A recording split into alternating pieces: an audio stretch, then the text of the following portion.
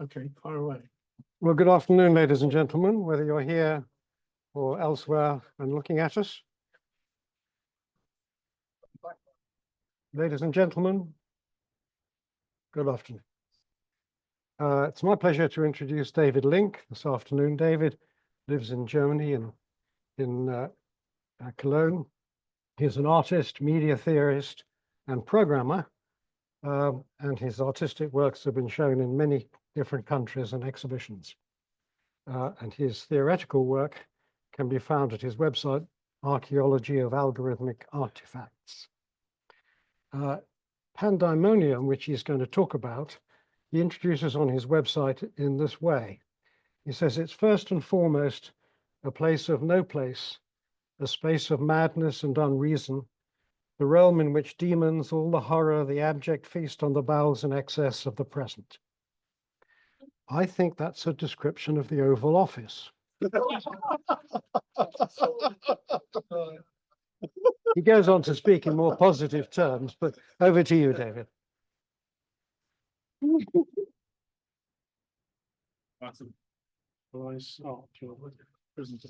Yeah. Also, yeah.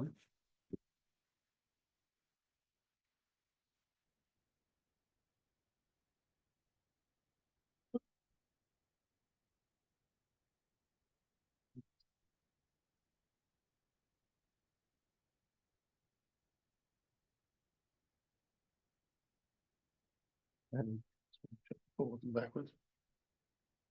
Oh, it doesn't work. Sorry about You have shared the wrong screen. Thank you, David.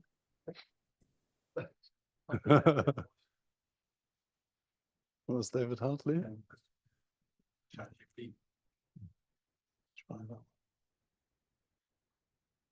No. No. Perhaps the is on.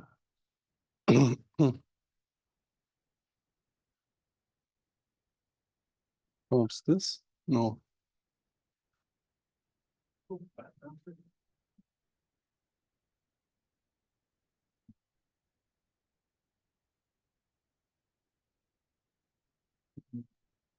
Okay, the wrong one. But it's still not working. Under display settings, there might be something to switch displays. Yeah, so this one needs to have two. I don't know anything about this. That's it. Generating the unexpected. Generating the unexpected. Yeah. This is oops.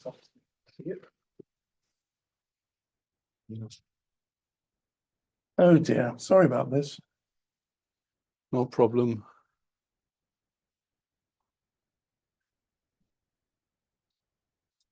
Not that one. Be that one. Shouldn't the remote control work without the sharing? Yep.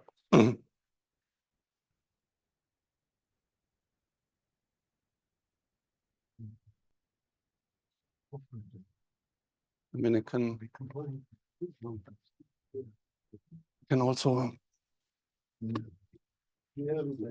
I would be happy to use page down. Yes, that's also not working.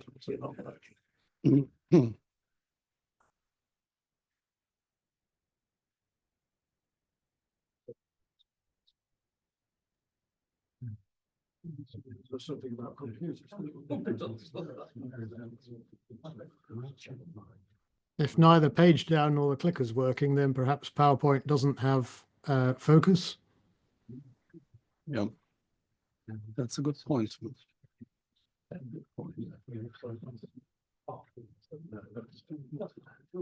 Definitely not the right one. It's just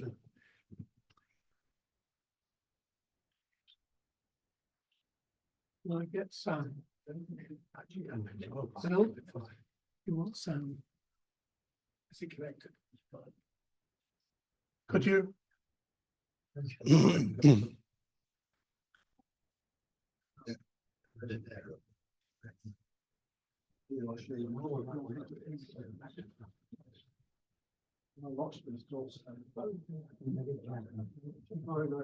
May it be that this is now in the foreground, this alert? May this be the reason? I don't think so. No, okay. No. Was working. Yeah,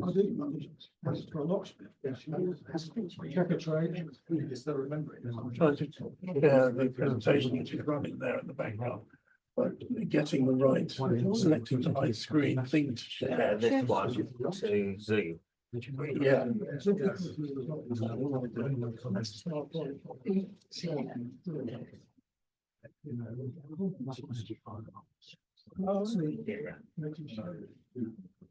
Yeah, yeah.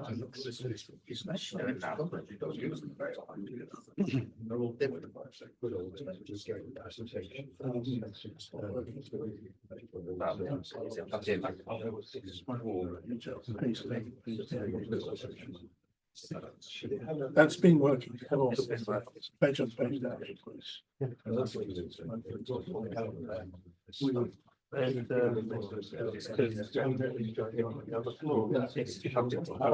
the PowerPoint has on there.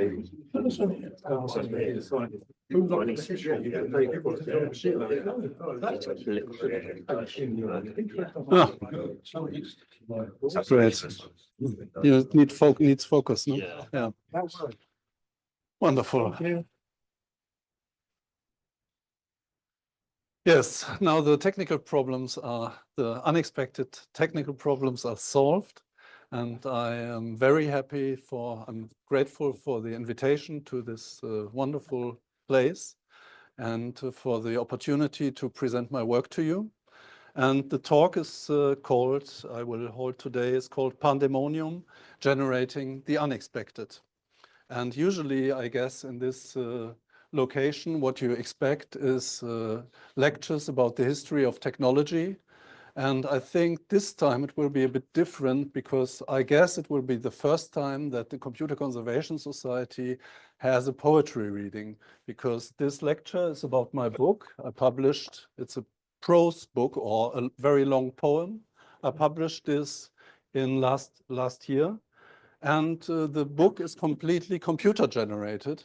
So this links it perhaps to the topic of this society.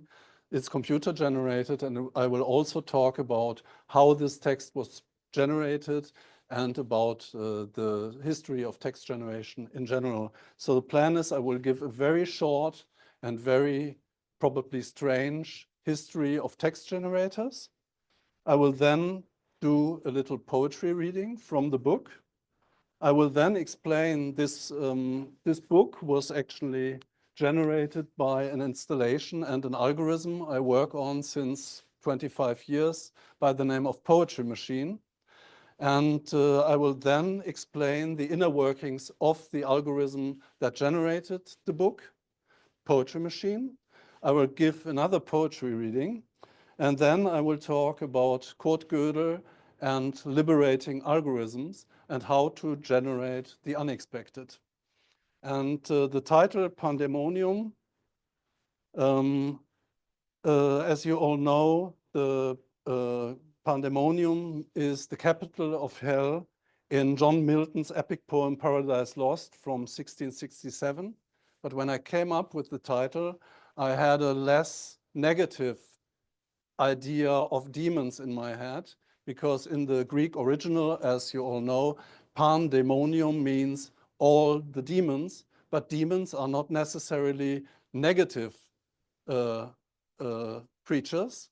So, for example, Socrates is known to have said, the Greek philosopher is known to have said that he was possessed by a demon that gave him his thoughts and his words. And so this is a much more positive idea of demon. So Pandemonium is probably the sum of all that can be thought and all that can be said.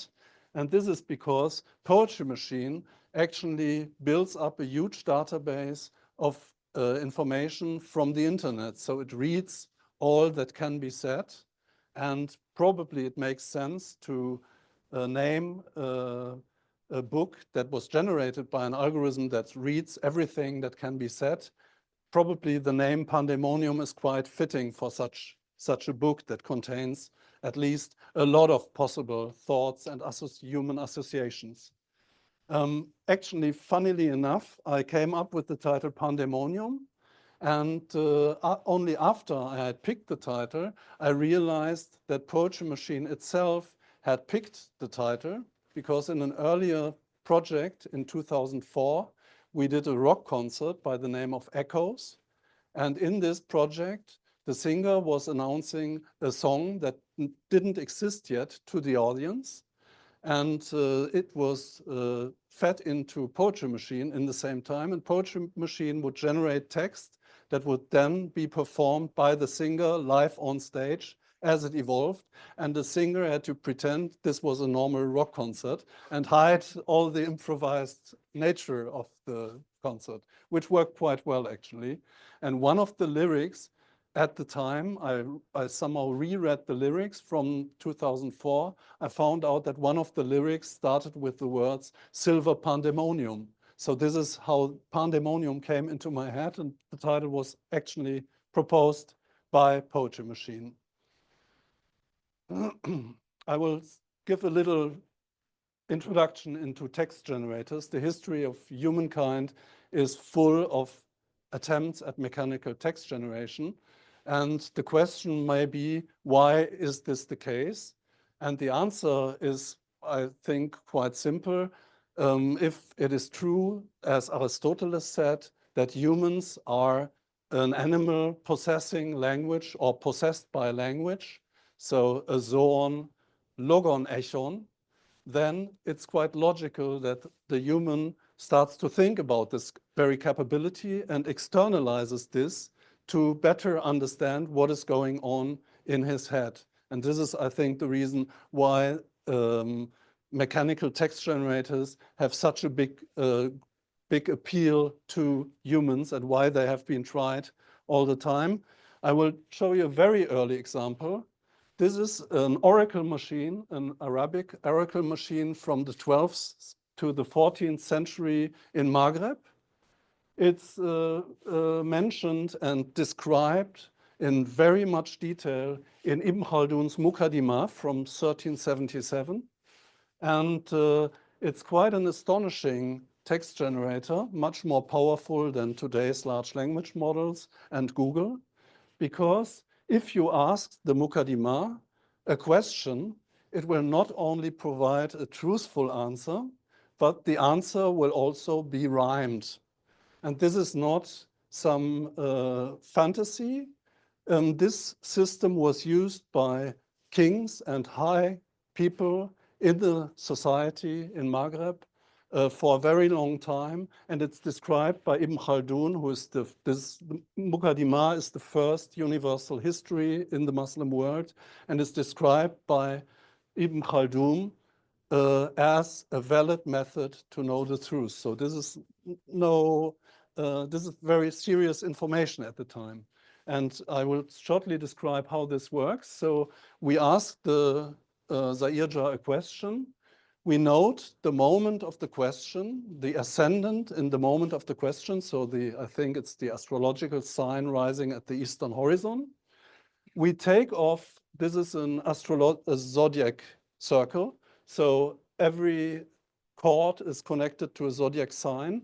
We take the letters of the chords of the corresponding chord of the Zairja, and the letters on the chords they are at the same time letters and numbers, and they come from 3 different counting systems that were in use at the time, only one positional, all others different.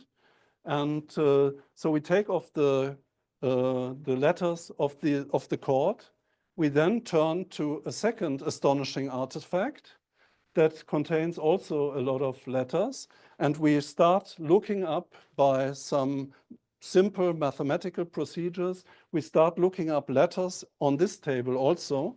We then filter the letters we found through a key poem, which plays a role that is almost cryptological in this. So the letters in Arabic, actually, this all takes place.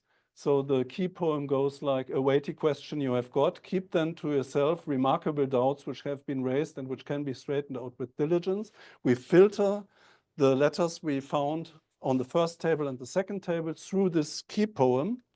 And we get, after some other quite complex transformations that are described in great detail in the Mukaddimah, we get the answer. And we only, unfortunately, have one sample run of this program in the Mukaddimah that is extremely difficult to read. It's very much like reading some description of an algol program or an assembler program. And the question that is asked in the Zairja, and naturally it's not possible to reconstruct the algorithm from one sample run that we have, but I have done my best in an article I wrote on the Zairja some time ago. And the question that is asked in the Mukaddimah is the Zairja a recent or an ancient science? And after this procedure is performed, the Zairja answers, the Holy Spirit will depart, its secret having been brought forth to Idris, and through it he ascended the highest summit, meaning this is a very old method because Idris is mythological ancestor at the beginning of time. So this is said to be a very ancient science. And this is what is described in the Mukaddimah. That's obviously quite an astonishing performance and unexpected at such an earlier time. But you can see that the level of letter magic always is different, and probably we are not that good in letter magic than people were in the 14th century. I would now jump over hundreds of years and show you a very simple modern technique of text generation. Sorry.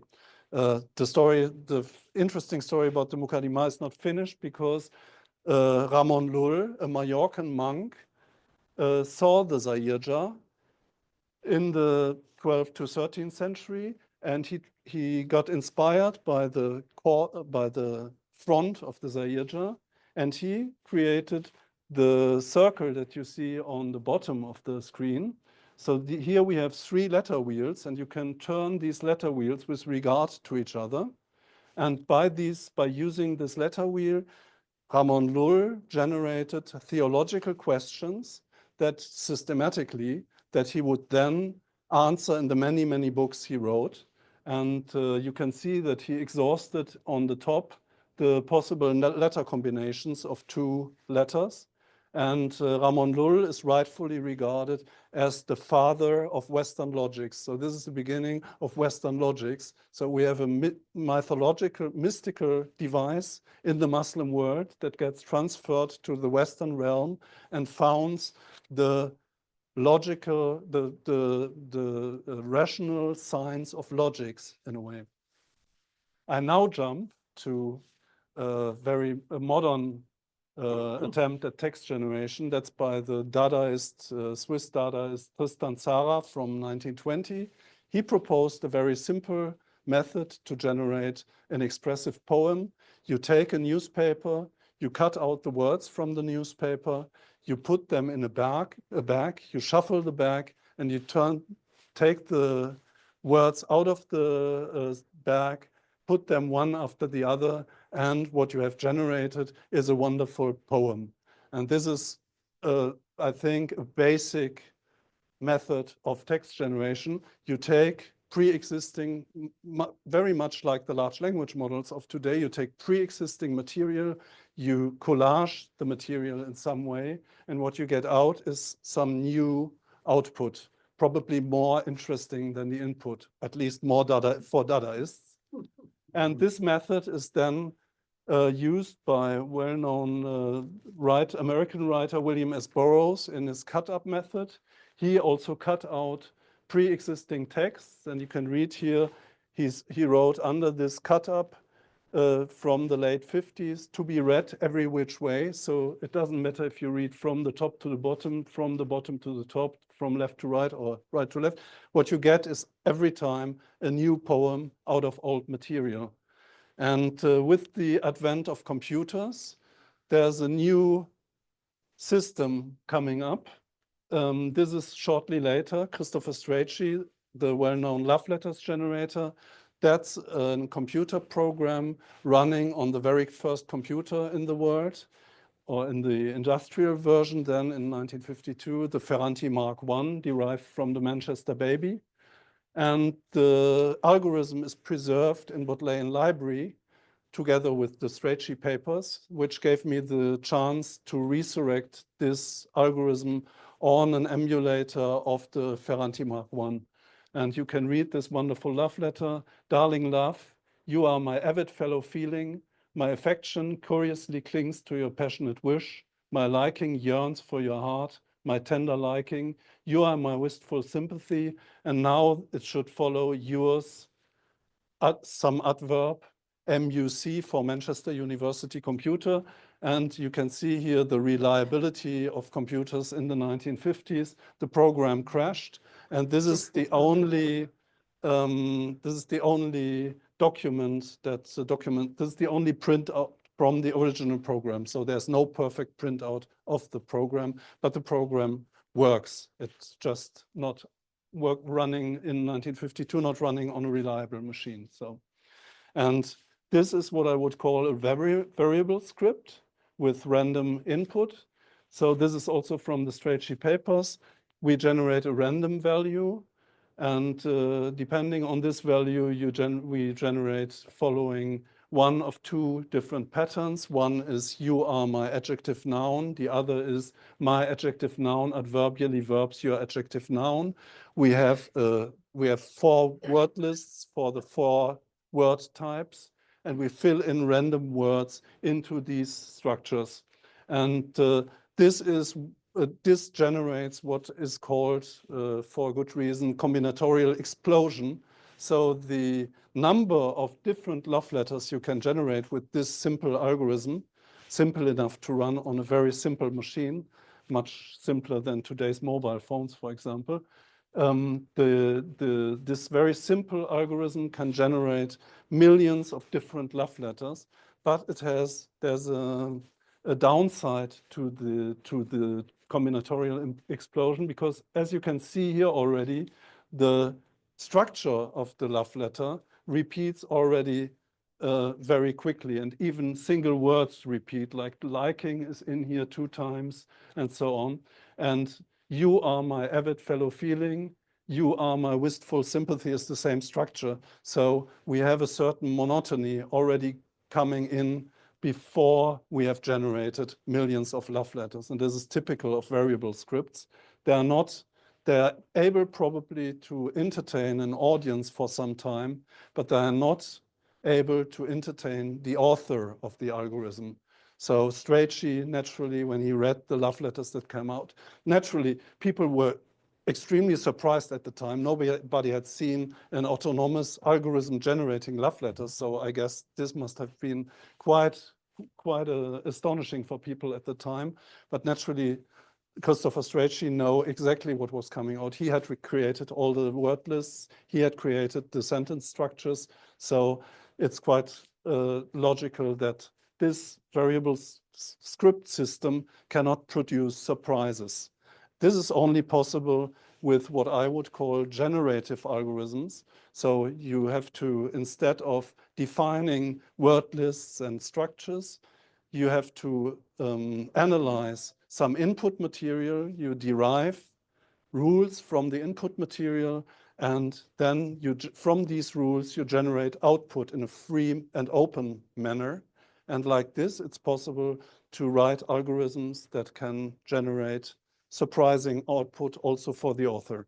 And I will read from one of these, from the output of one of these algorithms in a second.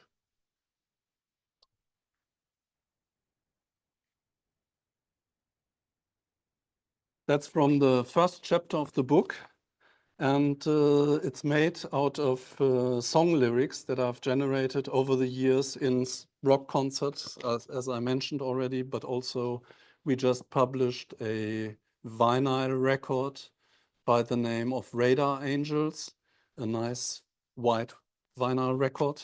And the text come from the collaboration with FM Einheit, who was the drummer of an industrial band that is quite known in Germany, I guess not in the UK, by the name of Einstürzende Neubauten. And I will read from this text now. Even though she was gone, and I thought I was strong, she would nag on. I roil the pailful in the warm midsummer. This is what I bring. Yeah, this is what I bring. The nice meatloaves. The respect is the repetition of the radical and its end. The flower, the life, the penetration. All bone is tent crystal, feather or hue. The flowers, purple blues. It may be backscattered with a thin value, given a dry pixel.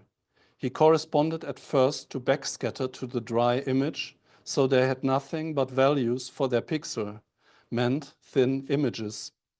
The exposure of the fertilization is the flower of the unfavorable multitude and its flower. Use dark and delicious blondes. The hair tangles the hard arch. The dish is the breadth of the neck and its hand. Bent is the nipple of the deep mouth that smiles. And not only may we plant all the will of flower, but we may do all the will of pollen. The playmate cries the old year. But pure dancing is true. But why is this life so pure? It lives free to me. You journey me, life, shoulder yellow handkerchief. From moment to sleeve, wearing, showing, she stuffs. The full bum of the lovely song. Whole feeds the taper. When it is wicked, however, it is wild. The life says the cock of the sister. Beauty is an energy of my young wisdom and strength. There are low cycles on the half entropy. The amplitude psies. First, no such entropy as a radius radiation elapses. This is the psi that points with finite singularity. He is half because he becomes whisper. Was the cycle infinite or constant? Operator human, models very large, wasted. Infinite curvature in time. These slow churches are not the only bells who have shrunk. Rather, there can be a sonic speech which each inscription can resemble into him or herself. Move before wave, I am the voice resembled, but how shall I sound you? Profound associate colors, white rainbow. When the symbol considers stuff, the maypole is colored as well. From the get signal, engineer call valves. But these commands would not supervise him further than by master of program and a total replica. Instruction, action, code, the memory of cell. These suns all come or light pale earth. Would not a pale water look to place his moon? When thought by the electrodes, intake first increase ported after degrees, second prevented after apexes, third is allowed after pistons. The acceleration, that different image. Two of them are different, so the state of charge given incident scatter is really about. Then we knew within the hallucinations positive that lacked that delusional virility, observing velocity neutral charge. The ion of a singly incident fraction of projectile. This scatters with the negative measurement. Mind light broad. Organs light that, even if. There's always in ghost a holy actual, of placed cleric and cold symbol. On its own, however, it is optic to level explosive ocean. An old use tells that he is live. 12 evil scarce. Story withheld at last, who named? Relate heard something under his story. Hungry ghost. The hungrier they stay. Ghost, Frankenstein, by. And fight arms are a bare no-no. Foot ground bare to the summers. Ball fire who shouts. This laser of fire is probably the most past to see and say. Spectator sends always from above.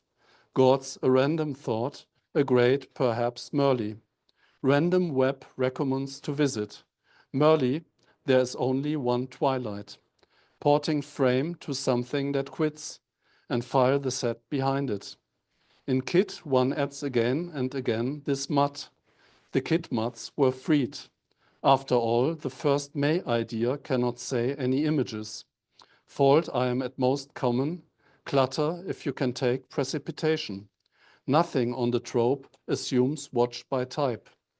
From now on, the oracle was only to write. Oracle row is routinely single. Time, when way comes mountain. That, since it is soft of the angel of letter, it can represent only to those who are Hebrew of stopping that Bible. No self situation, unaware. An average number of types vary in improvement. In it also is size, since its whole overall is average. Even varied the builder of the different day. It is not loco for fuss hearts. Gesture first immigration nodded after organs. The angels, unlike their song nights, are not dark disclosures. We offer opportunity is optic, but ocean is never open. And even chugging oscillations. I chug, it is more regular to call it the buzz of a stroke. Why does this sigh, which is regular to sounds, beat to you? Stroke minute added from layers. Rooms turn on sound. How then can a measurement force the earth? Oscillation rotation in courses. Rotation more coils than it would wire. Well, it wires differently. From space, who wanted it of a jump one and next. In any magnitude, the stress of the time has been angular. In quantity, the motions are polar. Torque of result is synchronous, similar, and exact. Rotation, image, position. And then, angling in wheel, I cast and camber, and so. I steer less correctly and thrust more vertical. As it was a very steerable line. What a direction we consider to. Negative, upward, positive. And now comes a very special sequence. The blip may blanch in blank and bleach, but it will blink. Then we blanched within the blondes random that break that black blaze. Blank was to block them as the block and batch of bench. Then random, her bar busts. Precisely what to boil and how to brew bolts the blitz of the blazes of being. From the bare black, burn blaze blots. The blank of these bluffs is random. Well, you have to know you answered quite random. Time began. Oh, there, producing accidents, potential challenge broadcast. Sorrow, sun, earth of heaven, joyed from days. Quantum, fractional statistic. Perish, thing and the time of slothfulness cannot develop thee. The events of multitude also update out of partial symptom into aura phases, within the seizure recurrence. Awareness, partial or not, brief. Sound like nothing. Nonsense, just non-communication. When they go to nonsense, it will be quite another paradox. Of repeating, nonsense. Paradox and claim should be indirect. Repeated to account paradox. Claim sense, I am understood. Person, first feature, saw after words. Second, thought after parts. Third is followed after fantasies. The tranquility to which the doorway of world will seem implies on the sense he is able to undercut us. Earths will be reached to think to and begin spirit's point. You may be enable heaven, or you may have answer out of a notice I overcome nothing about it. Doorways the field who seems when his words imply. When sensory look animal stillness which may readily place command. Sensory skin says one to affect body readily and equally. Have bodies reached the surfaces and represent the response to the way. Philosophers who light dreams. And the passage I mentioned is special because this system was not programmed to create alliterations. You noticed naturally that these were all words starting with B and BL especially. And I never programmed the algorithm to generate this kind of alliterations. But since the system is open to random and to serendipity, it happens that such surprises and such chances occur within what the text generator generates. And this is, it also generates sometimes, although it was not made for that, it generates things that are logical, that are factually true. For example, it said Antigone has to bury her brother, which is factual information that is absolutely correct. And although the system was not made to generate this kind of things, it's open enough to do that nonetheless. And that's what I will talk about this later. I will now give you a short introduction on generative algorithms.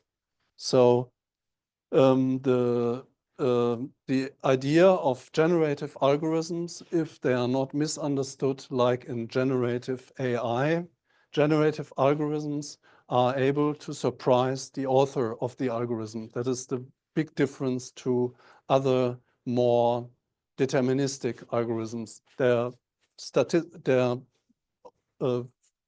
through probability and the makeup of the system, they are open enough to generate surprising things and not trying to prevent surprises. These are two different sorts of algorithms that are possible. You can either try to control the output as far as possible, like in expert systems and in today's large language models, or you can program a system in a way that it generates surprises. And this was my idea when I started to work on Poetry Machine.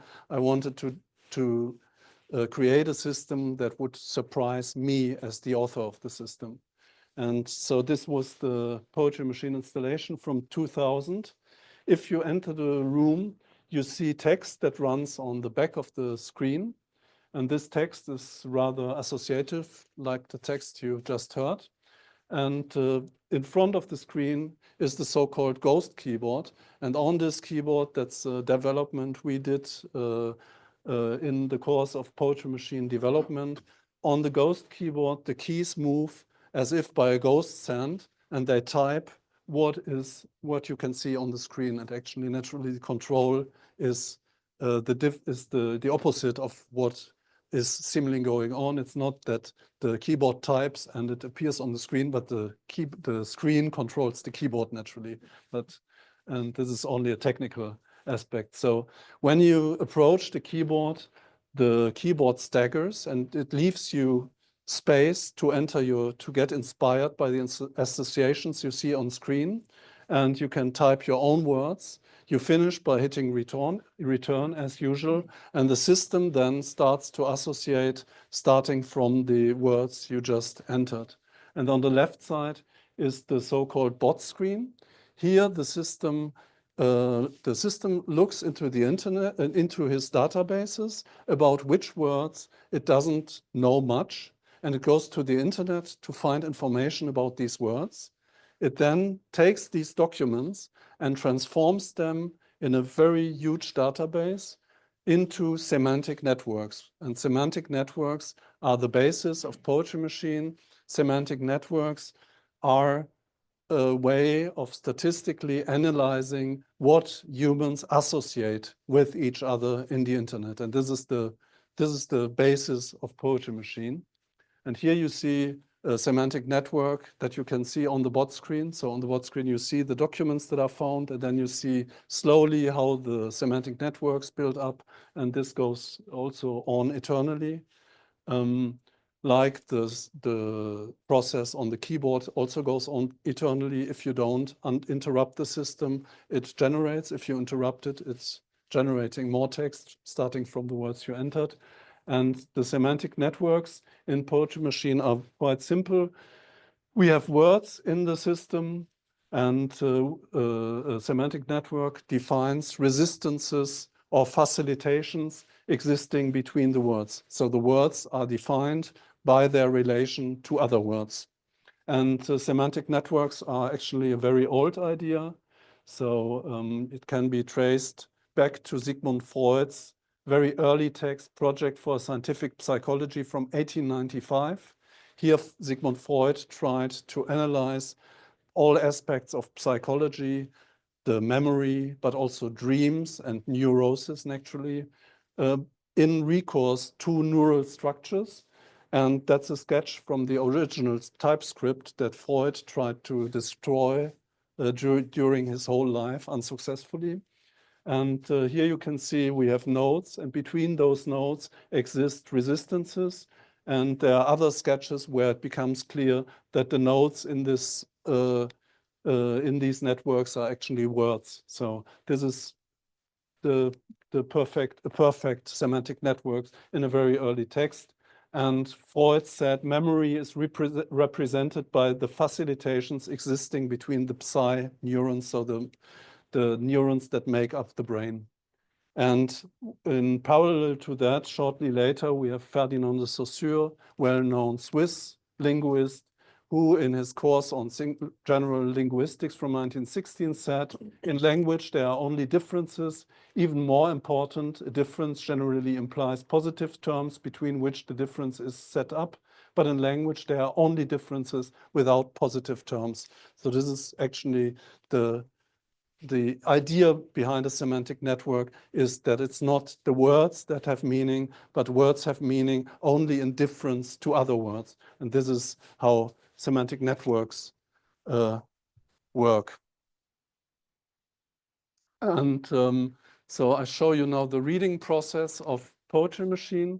So if this sentence comes from Claude Shannon's information theory, if the system encounters the sentence, an engineering communication theory is just like a very proper and discreet girl accepting your telegram, it marks all the words that are purely syntactical, like an, is, just, like a, and it keeps the semantic words, like engineer communication.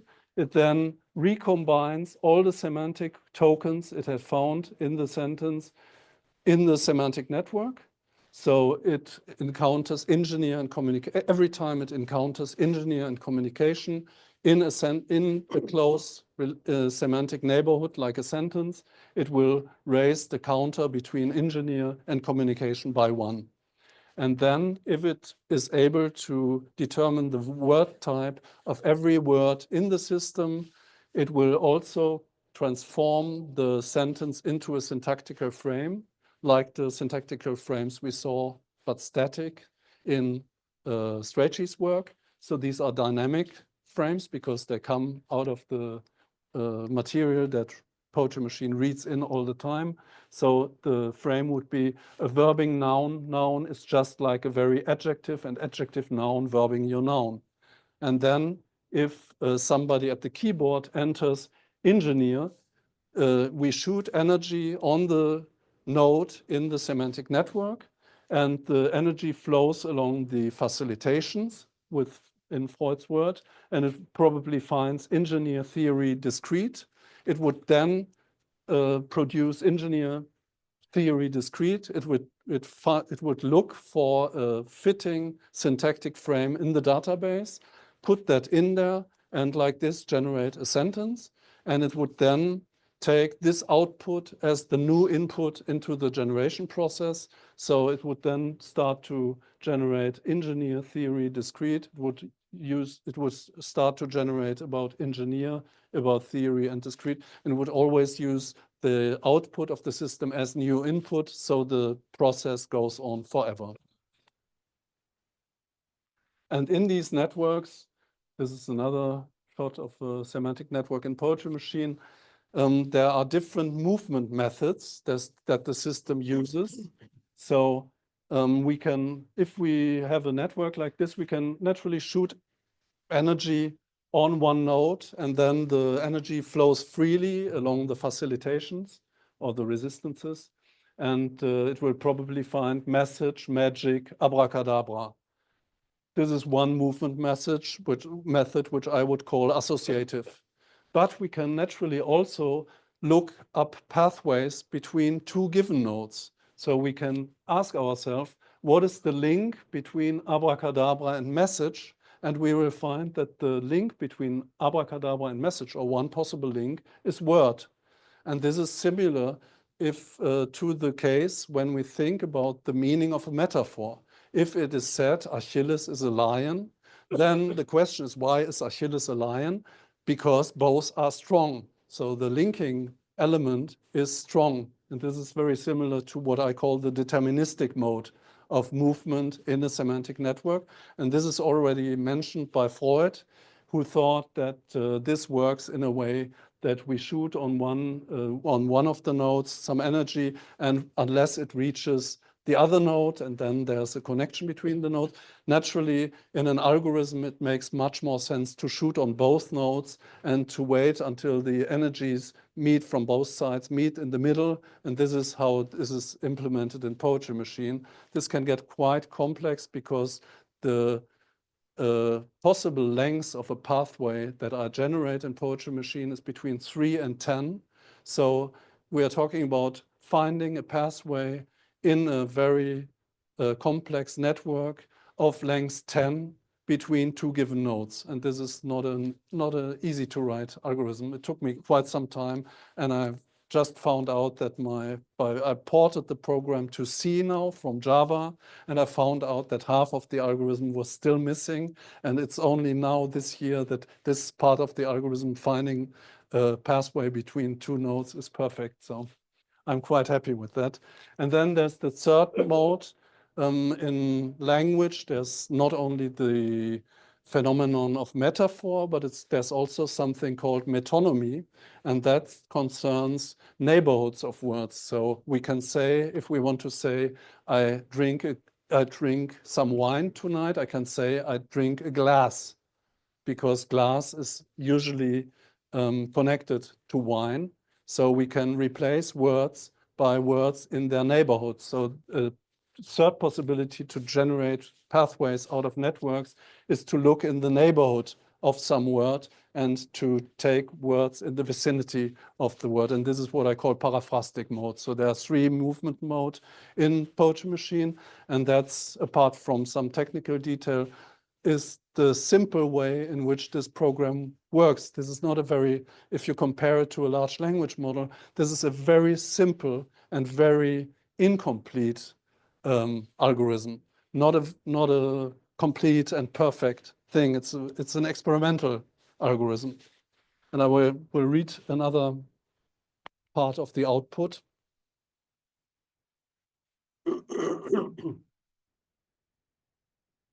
This is the 3rd chapter, and this every time I generated chapters in Pandemonium, I need some input material, and it's very much like in cryptography. If you have a cryptological apparatus, you need some menu to set up to make the machine run. And in a similar way, I need some input material for Poetry Machine, and this was different input material.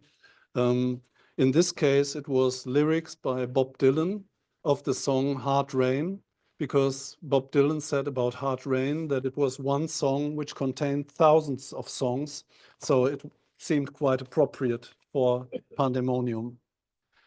Blue ages are, so the chapter is called Hard Rain. Blue ages are black for eye. Life is the guitar of black eyes. The live vocal day home, C. He hunted up to his rents of town, guitar and way. It's naturally, I didn't pick this because there are so many technical terms in there. I just found out that valve is there, replica is there, and the rents are there, so I'm quite happy about that. The eye retrieves old field guitars. Several maids were faced, and it must have been a big house. Well, he dined. For those that are subtle and crumbly, so does a side wind west. The soil winds without time, quite human. But these soils remain to plant rather than cave. But that time is mean, and word can only sound from above. Noise shall air of vocal cord with the past phrases. As in the pollution, mindless God eats, while love lacks. The front and hint of these mid-legs bristle often. This mid-surface spurs the tarsal to claw out to all around them. Bristled large segment mid. all who pair this dorsal tooth. Periods will be clung to lay to and handle court's commandment. Each also dwelt or sat over loud heavens. Angel casts by stand.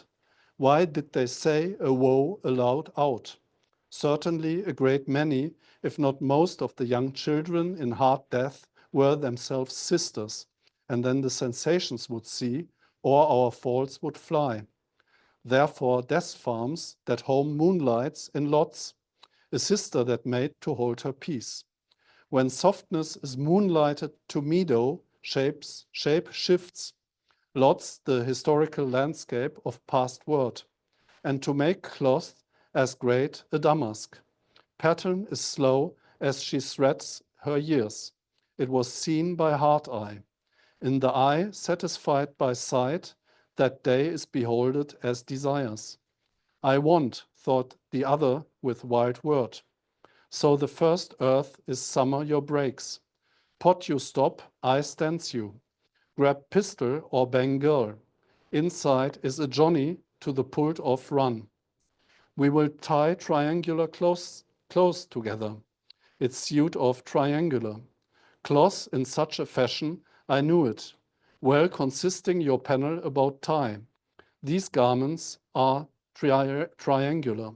Fashion all short Neru's coat to shirt the yard of their Parsis.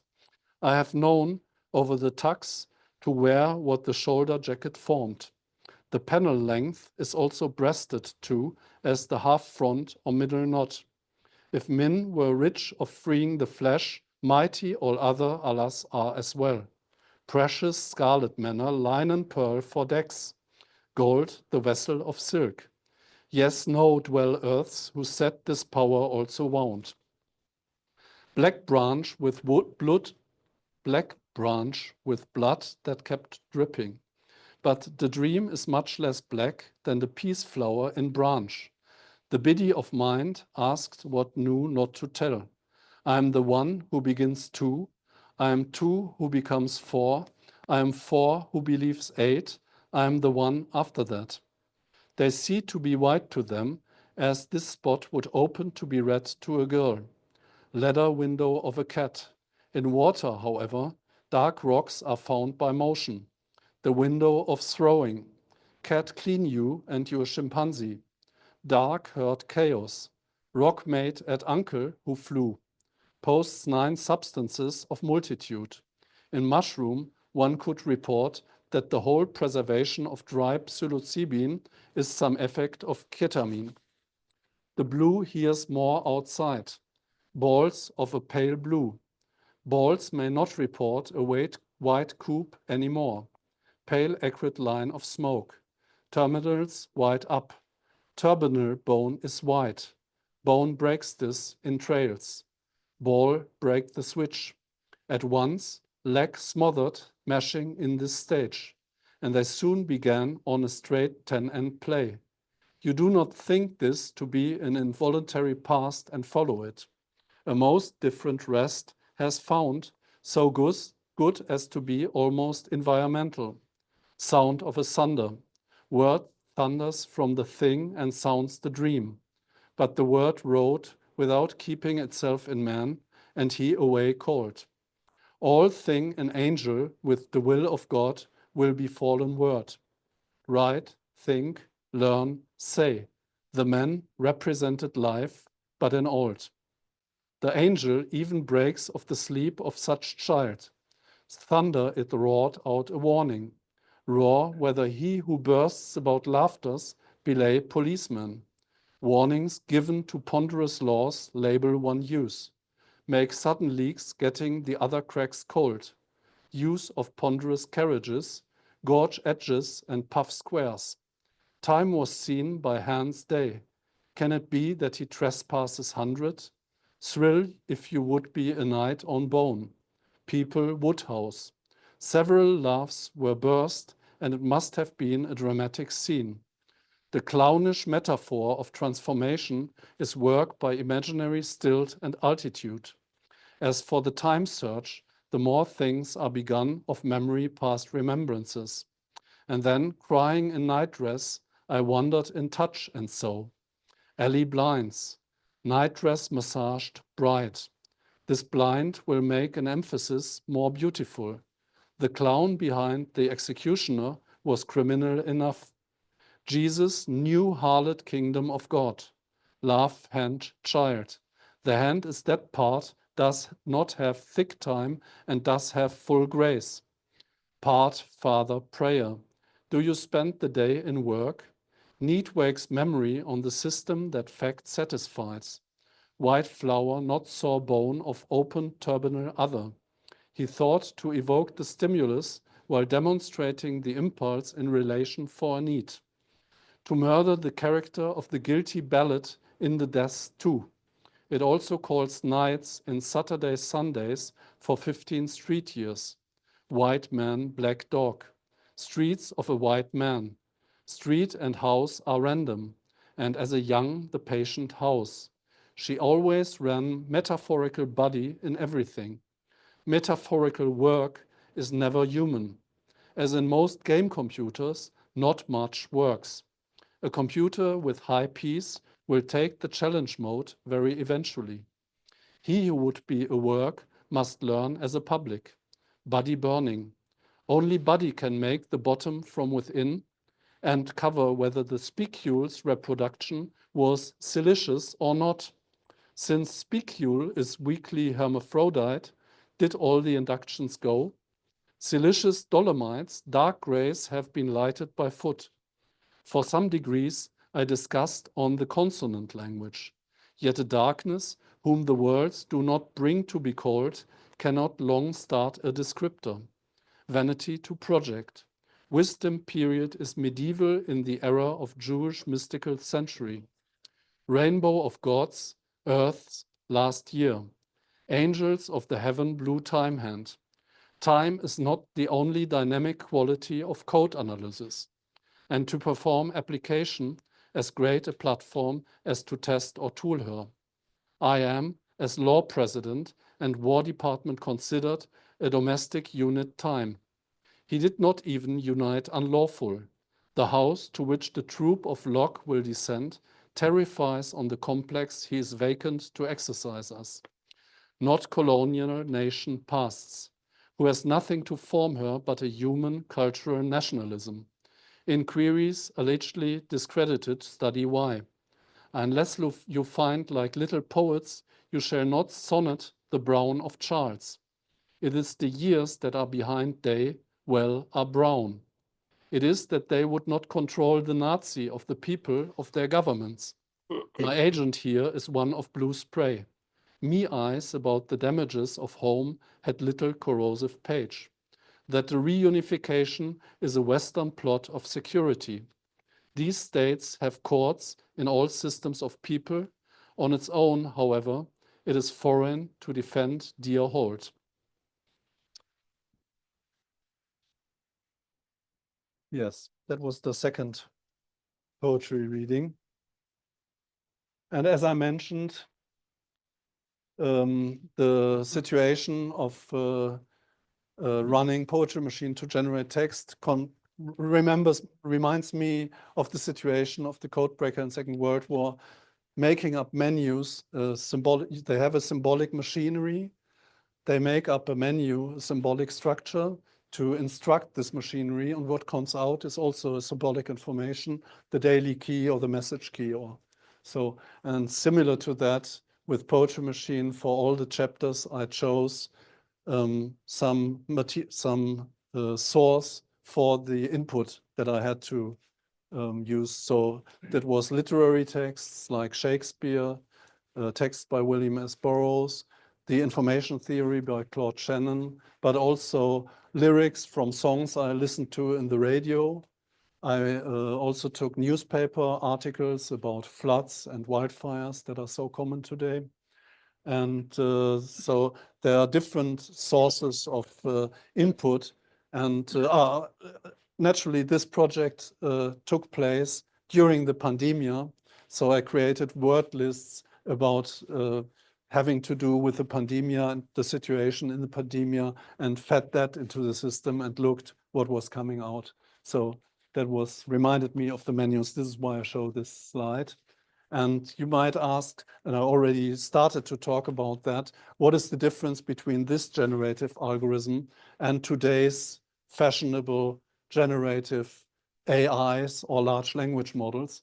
And the difference is that generative AI tries to create a perfect algorithm, and they believe in the perfectibility of algorithms. So they believe that they can create a complete algorithm that will behave as intended. And this naturally requires a high level of control. So they digest the complete internet, and then they find out, not surprisingly, that because we are dealing with an algorithm, that the system misbehaves. So it's generating hallucinations, it's generating improper statements, and then they try to educate the algorithm not to make this wrong statements. And this is something that Joseph Weizenbaum, the well-known American computer scientist, already in 1977 described in his book Computer Power and Human Reason, described as the paranoid programmer. So a paranoid programmer starts an algorithm, then he encounters some exception, and then he writes an exception handler or another if-else statement to catch the exception. And naturally, the number of exceptions is endless. So this is why it's called a paranoid programmer, because it's fighting against windmills. You can't catch all the possible exceptions. I mean, as a programmer, you definitely make the it may be that the algorithm behaves well for some time, but you never catch all the possible situations that can occur in a complex situation. And this is something that was proven mathematically already in 1931 by the Austrian mathematician Kurt Gödel in Undecidable Propositions of Principia Mathematica and Related Systems. He proved that a formal system of sufficient complexity can never decide all the statements that can be generated within them as either true or false. That's a question that David Hilbert in 1900 had thought that was possible to generate all true statements by turning, I quote G.H. Hardy now, by turning the handle of a mysterious machine, it was possible to generate all true statements. And Gödel showed that this was not possible. And this is a liberation of the human mind, because if every single every true statement could be generated by turning the handle of a machine, then there would be no space left for the human mind, because all the truths would have been generated beforehand. So Gödel, in his famous paper, showed that human mind is capable to find truths that an algorithm or a formal system cannot reach. And this is not only a liberation of the human mind, it's also a liberation of algorithm, because it shows once and for all that algorithms can never be complete. And instead of working on algorithms that try to prevent accidents and surprises all the time, like they do in large language models and also in self-driving cars, for example. So they try to create a standardized situation that they can statistically control as they wish. And so the world becomes more boring through this, because it's generating the statistically foreseeable and tries to exclude everything that is surprising and new. And instead of this, Poetry Machine is an attempt to write an algorithm that produces the new and the unexpected, and that leaves space for serendipity. And this is why I was hinting at the alliteration passage in the text, because Poetry Machine has gaps, large gaps, because it's an experimental and a fragmentary, willingly fragmentary algorithm that leaves space for the unexpected and for serendipity. So surprising things can take place, whereas in large language model, what you get out is a mediocre version of what you expect, what you asked for, and it will never be surprising and intelligent. And that's the big difference. So Poetry Machine is actually a machine to generate new and surprising metaphors and metonymies. And the reason is given already by Kurt Gödel in a footnote, actually. The true reason for the incompleteness inherent in all formal systems of mathematics is that the formation of ever higher types can be continued into the transfinite, while in any formal system, at most innumerably many of them are available. So this means translated to algorithms, you can only generate a finite set in your algorithm, but the reality you are trying to control has infinite exceptions. So you can't, so it's a transfinite system that you're trying to control, and that's not possible to control in limited time. And that's the reason why the surprises keep up, and it's better to accept the surprises and not to rely on incomplete algorithms. So it's better to generate the surprises and to deal with software in this way, I think. And that's the end of my talk. Thank you very much.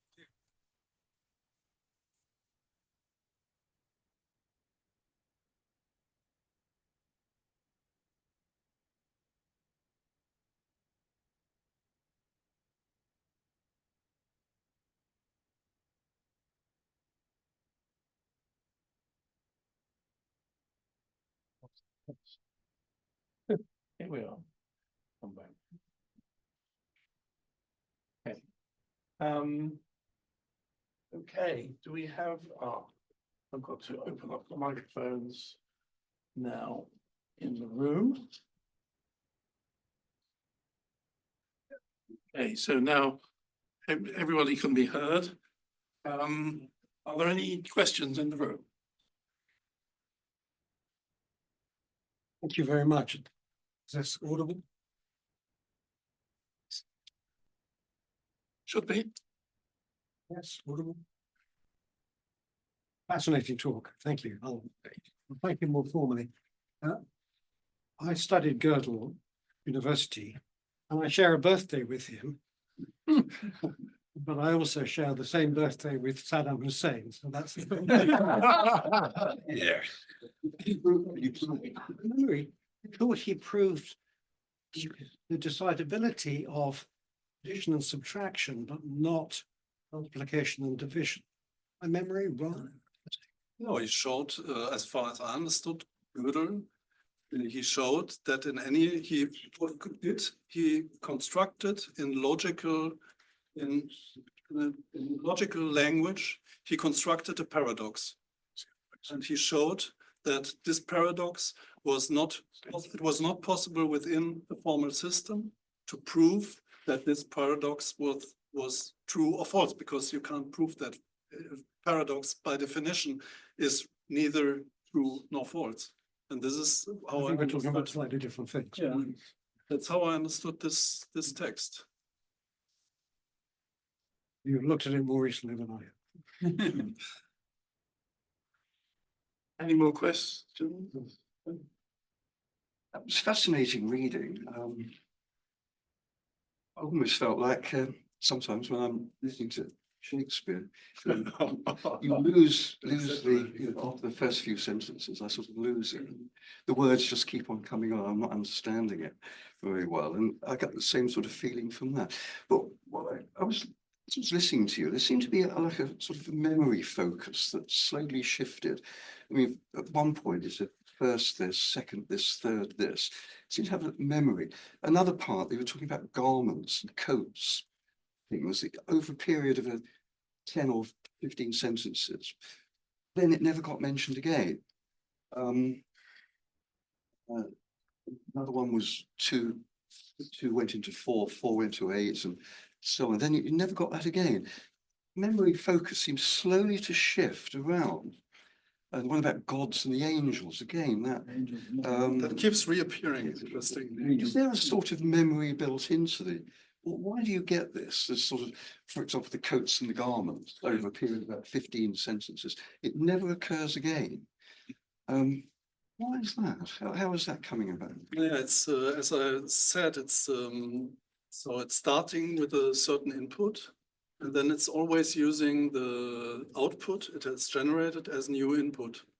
naturally, since new sentences come about, it's slowly shifting away rather with different speeds from the original idea. And it's never coming back because there's no memory function in the generative function. It's really quite a simple algorithm. So it would be probably, I find it quite interesting to have this shifting. So it's like a horse, you ride on it and you have the impression it works. So it starts, for example, with the triangular cloths and so on. It works, it generates text about this. And you have the impression it's talking actually about something. And then you find out that it's actually talking about nothing because it doesn't care about it. It's talking, it's a machine. It's not a human. A human would naturally work like that. But it would be possible to program, and could be interesting to program kind of a memory function in Poetry Machine so that it can, like also in the large language models, they start to do that now, that would be able to come back to topics. I considered for some time to build like a knitting, so to make more of a knitting algorithm in Poetry Machine that would have knitting patterns.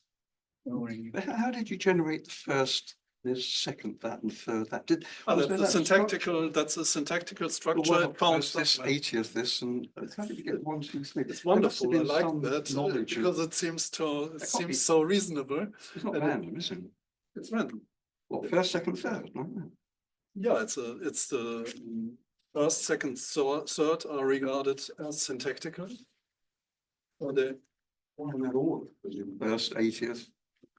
Because it encountered this very sentence about I am the first that does the second, I'm the second that does the fourth, and the fourth that ate.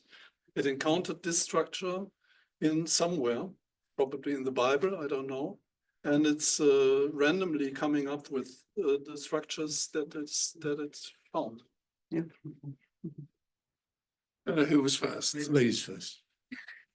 I'm wondering if you're familiar, of course you would be, with Boden's creativity, Margaret Boden and her creativity. I was wondering, would this be exploratory or transformational? And in terms of linguistic creativity, what do you think is actually transformational creativity? Because I'm struggling to. I don't know Margaret Boden's theory about that. I'm sorry, what's explorative and transformative? Yeah, she thinks transformational is something that has never been done before, while exploratory is just combinatorial. In those terms, what would transformational creativity be for linguistic creativity at all? Yeah, that's the. I think the disappointing thing about the many things that are now presented as breakthroughs, more dangerous than the atom bomb and so on, is that they take a source material and instead of dealing with this source material in a creative way, they simply try to reproduce it in a very foreseeable way. So you ask ChatGPT for a nice speech about a colleague or so, and it will always generate, and it's generating an astonishing speech, because it's really astonishing that a machine can be made to use in such a perfect way human language, and that it's possible to generate a speech at all is a wonder. It's really astonishing. It's an astonishing feat, and I admire the people who managed to accomplish this feat. But the output at the same time is very disappointing, because it's only a mediocre version of all the speeches that you have heard. So if a colleague turns up with such a speech, you would say, oh, yeah, he didn't really try to make a good speech, because what we consider as intelligent is something that surpasses the normal and the expected. So you can't have a controlled and statistically controlled system and expect it to generate surprising things. You can't exclude surprise and then hope to get surprise. I was playing with the large language models, and it's amazing that what you get out is mediocre things if they have a parameter called temperature. And if the temperature is low, so how close they stick to the word-by-word prediction. If the temperature is low, then the output is foreseeable. And if the temperature is too high, it turns to be completely nonsensical. It makes no sense at all. This is, I think, the construction error of these kind of systems. Yeah. It's not my field of expertise. Failed English O-level. It's not surprising with the internet being predominantly in the English language that it's a font of words. How is the technology, I'll call it that you develop, affected by the grammar of a language? So if you chose a different language, even amongst the European ones, I mean, word orders and that sort of thing, how is that mapped, or would that map successfully onto method? Thank you for that question. But yeah, that's English is perfect for what I'm trying to do because the structure of English is so simple. Many times I considered, because in Germany I'm showing this installation since a long time, and many times I've been asked, can this also work in German? In principle, it can work in German, but you would have many very complicated problems to solve for it to work in German. So, for example, the gender of words, you have much more complicated sentence structure and so on. So instead of dealing with the other languages, I now use the translation API by Google to translate the output of Poetry Machine to German, for example. What about French? Would it be easy in French? It would also, I can now translate to everything that Google Translate can translate. Chinese? Yeah, no problem. And I didn't say that, but what the work on the Pandemonium book naturally was a big selection process, which I completely missed out this point in my lecture, that it's very important to keep the human it's called the human in the loop.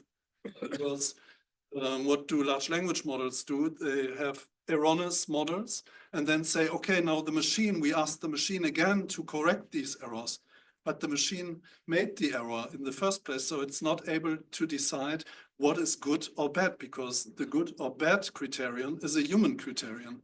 So to create the text of Pandemonium, I selected since Poetry Machine is an open system, it generates a lot of mediocre and uninteresting things. And the work that took me almost 2 years to write this book, the work to write this book was a selection process of finding the interesting passages out of the mediocre generation material. Whenever that's side. Thank you. Yeah, I don't provoke it, so I'll start like a good medievalist with Parche. But it seems to me that what you've built in your Poetry Machine is actually really very like a large language model. I mean, certainly the semantic network thing is very much how they work. There is a slogan in the field, which is a word is known by the company it keeps. So statistical patterns can be used to essentially put, to derive from a word's context something like its semantics and its place in a semantic network. It doesn't use a network as such. It uses an embedding space, which is a high dimensional space, as you know. And similarly, you know, we don't understand how they work inside, which one of the things that makes them so interesting, though, the insights are coming sort of rather slowly at the moment. But having said that, I would certainly agree with you that the poetry they write these days is rubbish.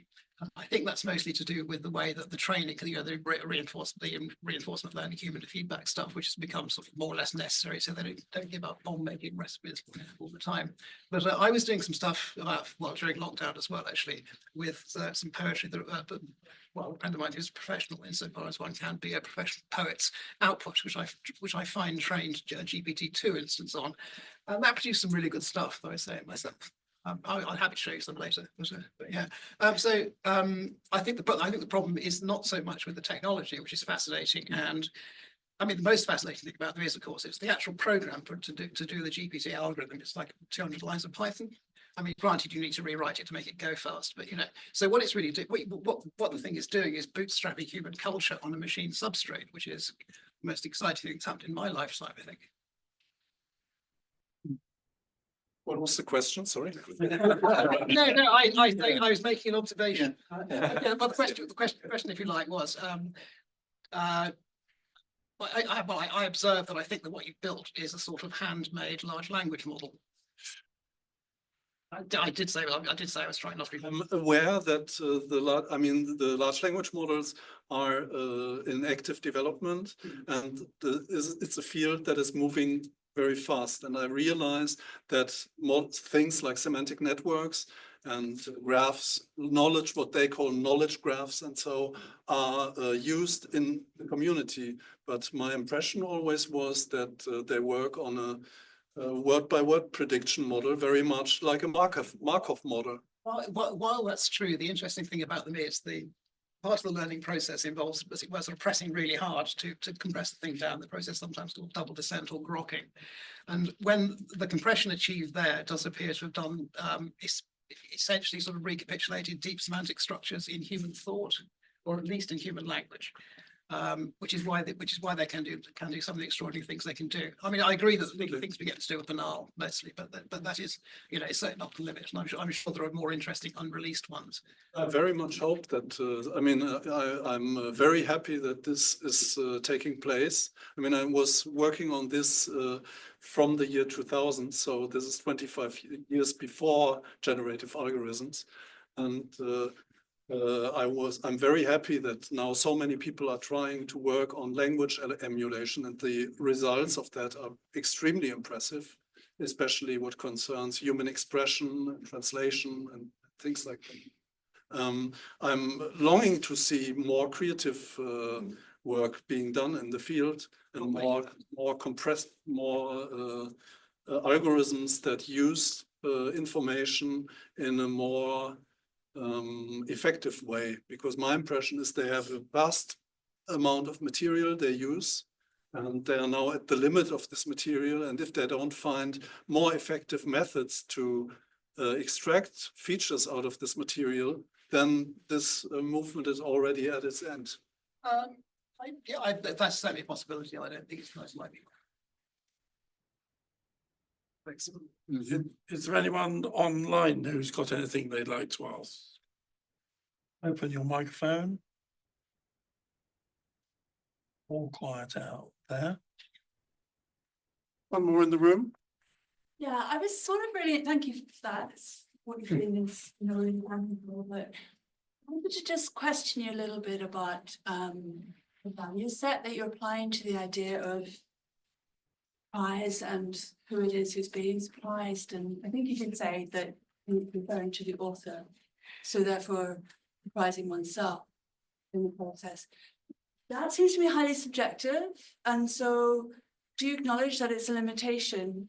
And would you see the benefit of allowing a more of a feedback loop? Because one of the things that does happen with AI, I don't think it does necessarily always lead to that which is predictable. I mean, Chomsky's referred to the fantastic deformations that occur, which you may be fine in terms of poetry, but not in terms of, you know, you want to do something that's real life based. So because you are getting this input and people are signing up to using AI quite a lot now, you are getting that disjuncture between what might be expected and what's not unexpected. So you are getting levels of surprise and sort of deformation. So I just wondering about your take on that, because you were pretty, you know, firm about the element of the authorial surprise, and that you're right, you know, I understand that, but I do think it might be a difference with the other system. And that is, my focus was on systems that are capable of surprising the author of the algorithm. And this is because a system that cannot surprise the author of the algorithm will not be able to entertain the audience for a longer period of time. So if you have a look at the text generators in the internet, they belong mostly to the sort of what I called variable scripts. So you have haiku generators, you have love letters generators, you have generators for a lot of different texts, and the internet and the human history is full of these text generators, but they are not able to surprise the author, and therefore they are not able to entertain an audience for a longer period of time. So you have a look at the haiku generator, you go like, oh yeah, that's interesting, but you lose interest after. For me, create a system that would be as interesting as possible for as long as possible. And this is why surprise was so For yourself, interesting for me. Yeah, yourself. So myself. Yeah. do you do a use case with other people to determine how surprised they are by it, or does that not feature in the? I have different experiences with people that I submit to hearing the kind of poetry that comes out of poetry machine, like this lecture room, for example. And there are different reactions, but from the reactions I get, I can say that many people find what is coming out of the poetry machine. And also, I mean, I can see it in the installation that people stick to the poetry machine installation for several hours, treating it as an oracle. It's not the intended use case, because an oracle is much too dangerous to be put in public without supervision. But I saw one guy in an installation situation. He was there with his dog, and he was taking down notes of what poetry machine was generating. And I take this as an indication for that the system is interesting. Thank you. That's I have nothing more than that. Thank you. Over here. Thank you again. You seem to have highlighted a tension between, let's call them creative systems, and let's call them safety critical systems, where you probably don't want surprises. Humans versus machines, is there any meeting in the middle? As I said, I think the meeting is in that's the parallel I draw from the text from Kurt Gödel, probably in a too metaphorical way and not mathematical enough, but I'm willing to defend my interpretation that it's possible to apply Gödel to algorithms, and that algorithms are formal systems in the sense of Gödel, and so that the statement can be made in this regard. I very much hope so, because I find this reading of Gödel very insightful for today. And, so it's not only a mathematical work, but it becomes a philosophical work in this way. And I think it was meant to be such a work. And in Gödel, it's the liberation of the mind and of algorithms. So at the same time, we have systems that are more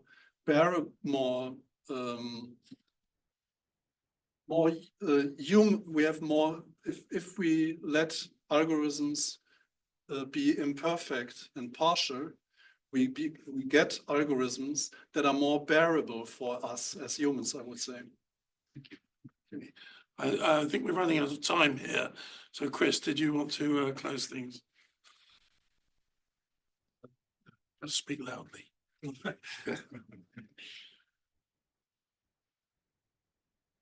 David, that was absolutely fascinating.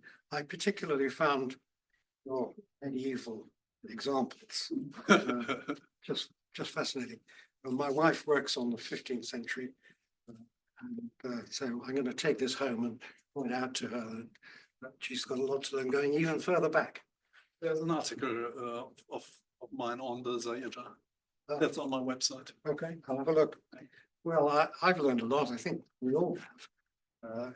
And I hope Mr. Trump has too, because there's a lot of commentary that says that his crazy tariffs, all derived from large language model. Run it in ChatGPT, several of the others, and you get more or less the same results. And it's stupid. Which is your point. Thank you very much. Perhaps he also consulted the Zayada in secret. So, anyway, thank you. Great. It was a pleasure for me.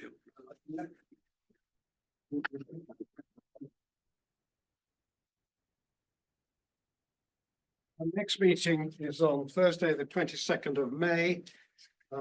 Gareth Edwards will be talking about Laura Harp and vector graphics, Silicon Valley's forgotten female microcomputer pioneers. We look forward to that and to seeing you all.